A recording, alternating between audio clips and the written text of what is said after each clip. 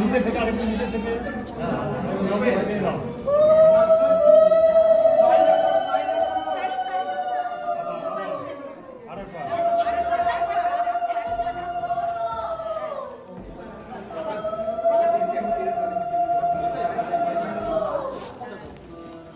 আর বিয়ের মাঝখানে আমরা সবাই ভবনটির সাথে লাগোয়া যে পার্কটি ছিল সেখানে ঘুরতে চলে এসেছিলাম।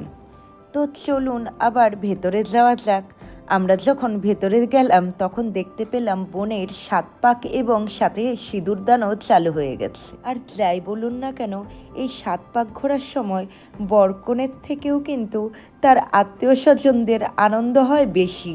আমরা এই সময়টাতে ভীষণভাবে এনজয় করেছিলাম।